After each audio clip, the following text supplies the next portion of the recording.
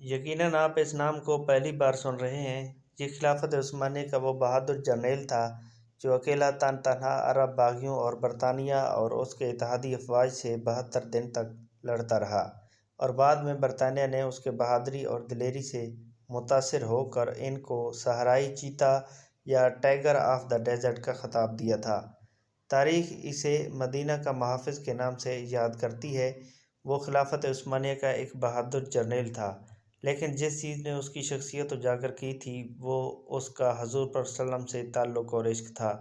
پہلی جنگ عظیم کے دوران برطانیہ تقریباً ہر جگہ سلطنت عثمانیہ کے ہاتھوں شکست پہ شکست کھاتا جا رہا تھا، تو برطانیہ کو ایک چال سوچی۔ اس نے شریف مکہ حسین بن علی جو کہ حجاز کا گورنر تھا اس کو اپنے ساتھ اس لالچ میں ملا لیا کہ جنگ کے اختتام پر اسے مسلمانوں کا خلیفہ بنایا جائے گا۔ شریف مکہ نے خلافت عثمانیہ کے خلاف بغاوت کر دی اور مکہ اور جدہ پر قبضہ کر لیا۔ اس کے بعد وہ مدینہ کی طرف بڑھا۔ اس کے ساتھ انگریز اور فرانسیسی فوجیں بھی تھیں، اور لارنس آف عربیہ نامی بدنام زمانہ جاسوس بھی تھا۔ انہوں نے 1916 کو مدینہ کا محاصرہ کر لیا۔ یہ محاصرہ 1919 تک جاری رہا کیونکہ ان کو یہاں کے عثمانی مجاہدوں کی طرف سے سخت مزاحمت کا سامنا کرنا پڑ رہا تھا۔ اس وقت مدینہ شہر کا دفاع ایک عثمانی سپہ سالار فخری پاشا یا عمر فخر الدین پاشا کے زیر نگرانی تھا۔ یہ شخص انتہائی دلیر اور صاحب ایمان تھا۔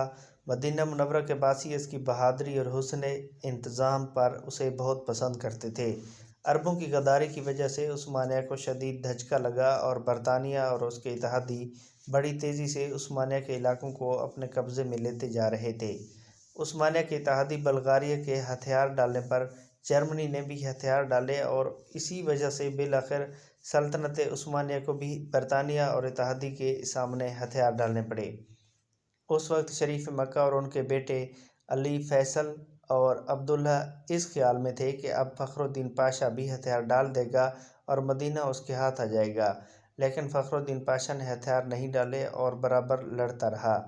مدینہ شہر کو سامان رسد پہنچانے والے ٹرین کو انگریز ناکارہ کر چکے تھے، اور اسی طرح فخر الدین پاشا کو بحر سے کوئی امداد نہیں پہنچ رہی تھی۔ محاصرہ کے دوران مدینہ پر 130 بار حملہ کیا گیا، اور 30 اپریل 1918 کو مدینہ کے مقدس سرزمین پر 300 بم برسائے گئے۔ کھانے پینے کی چیزیں ختم ہو چکی تھیں، اور فخر الدین پاشا اور اس کی فوج ٹڈے کھاتے رہے لیکن ہتھیار نہیں ڈال رہے تھے، اس لیے کہ اس کو خواب میں حضور پاک صلی اللہ علیہ وسلم نے حکم دیا تھا کہ ہتھیار نہیں ڈالنا۔ ایک ترک مصنف لکھتا ہے، ایک مرتبہ 1918 میں جمعہ کے دن فخر الدین پاشا مسجد نبوی میں نماز کے دوران خطبہ دینے ممبر کی سیڑھیوں پر چڑھنے لگا تو آدھے ہی راستے میں رک گیا اور اپنا چہرہ حضور صلی اللہ علیہ وسلم کے روضہ مبارک کی طرف کرتے ہوئے عرض کیا، اے اللہ عز و جل کے رسول صلی اللہ علیہ وسلم، میں آپ صلی اللہ علیہ وسلم کو کبھی نہیں چھوڑوں گا۔ اس کے بعد اس نے نمازیوں اور مجاہدین سے ولولہ انگیز خطاب کیا، مسلمانوں، میں تم سے حضور پاک صلی اللہ علیہ وسلم کا نام لے کر جہاد کی اپیل کرتا ہوں، جو اس وقت میرے گواہ بھی ہیں۔ میں تمہیں یہ حکم دیتا ہوں کہ دشمن کی طاقت کی پرواہ نہ کرتے ہوئے ان کا اور ان حضور پاک صلی اللہ علیہ وسلم کے شہر کا آخری گولی تک دفاع کرو۔ اللہ عز و جل ہمارا حامی و ناصر ہو، اور حضور پاک صلی اللہ علیہ وسلم کی برکت ہمارے ساتھ ہو۔ ترک افواج کے بہادر افسروں، اے چھوٹے محمدیوں، آگے بڑھو اور میرے ساتھ مل کر اللہ عز و جل اور اس کے رسول پر صلی اللہ علیہ وسلم کے سامنے وعدہ کرو کہ ہم اپنے ایمان کی حفاظت اپنی زندگیاں لٹا کر کریں گے۔ اس کے بعد فخری پاشا نے کہا کہ اسے خواب میں حضور پر صلی اللہ علیہ وسلم نے حکم دیا تھا کہ وہ ابھی ہتھیار نہ ڈالے۔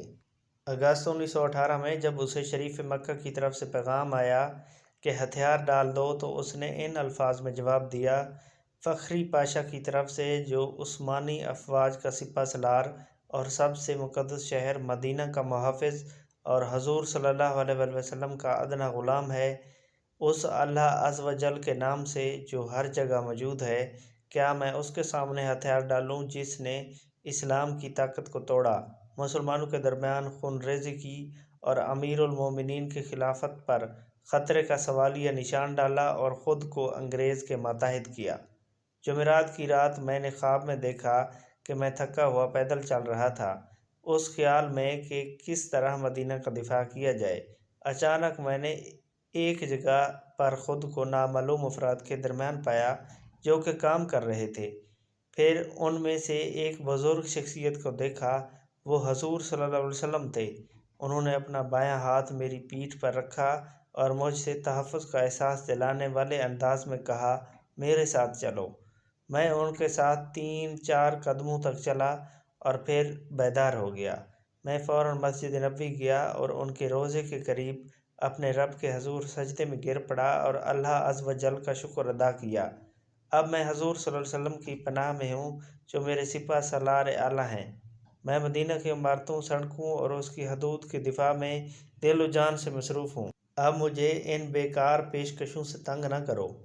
30 اکتوبر 1918 کو سلطنت عثمانیہ نے ہتھیار ڈال دیے اور وزیر جنگ نے فخری پاشا کو پیغام بھیجا کہ ہم نے معاہدہ کر کے ہتھیار ڈال دیے ہیں، اب تم بھی ہتھیار ڈال دو۔ لیکن فخری پاشا نہ مانے اور اپنی تلوار حوالہ کرنے سے انکار کیا۔ اس پر عثمانیہ نے اسے عہدے سے برطرف کر دیا، لیکن اس کے باوجود بھی وہ ڈٹے رہے اور اسی طرح لڑتے رہے۔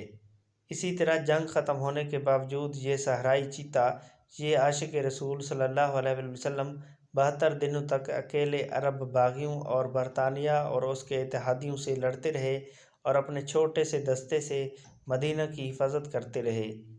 آخرکار اس کے اپنے ہی ساتھیوں نے تنگ آ کر خود اس کو پکڑ کر دشمنوں کے حوالے کر دیا۔ یوں 2 فروری 1919 کو شریف مکہ کے بیٹے علی اور عبداللہ شہر مدینہ میں داخل ہوئے اور 12 دن تک شہر نبی صلی اللہ علیہ وسلم میں لوٹ مار کرتے رہے۔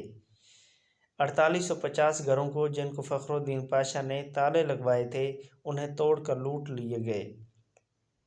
فخر الدین پاشا نے 2 سال مالٹا میں قید میں گزارے۔ 1921 کو رہائی ملنے کے بعد دوبارہ ترکی افواج میں شامل ہوئے اور یونان اور فرانسیسیوں کے خلاف جنگیں لڑیں۔ اس کے بعد وہ افغانستان میں ترکی کے سفیر رہے۔ 22 نومبر 1948 کو دل کا دورہ پڑا اور اپنے خالق حقیقی سے جا ملے۔ ان کی خواہش کے مطابق انہیں استنبول میں دفن کیا گیا۔ اللہ عز و جل آپ کی قبر کو نور سے بھر دے۔ افسوس اس بات کی ہے کہ ہماری نسل سرے سے ان کے نام سے واقف نہیں۔ ایک سوچی سمجھی سازش کے تحت ہمیں میڈیا اور فضول فلموں ڈراموں میں مشغول کیا گیا ہے تاکہ ہم اپنے آباء و اجداد کے ان ایمان افروز کارناموں سے بالکل بے خبر رہیں اور ہمارے اندر وہی عقابی روح پیدا نہ ہو۔ اس جرنیل کی داستان پڑھنے کے بعد شاید ہر کوئی خواہش کرے گا کہ کاش اس کی جگہ وہ خود ہوتا اور اسے حضور صلی اللہ علیہ وسلم کی طرف سے اس طرح حکم مل پاتا۔ اب وقت آ گیا ہے کہ ہم دوبارہ اپنے ان اسلاف کو زندہ کریں جو اللہ اور حضور صلی اللہ علیہ وسلم کے نام پر مر مٹے ہیں۔ اپنے بچوں کو اس قسم کے واقعات سے ان کی تربیت کریں۔ ویڈیو دیکھنے کا بہت شکریہ۔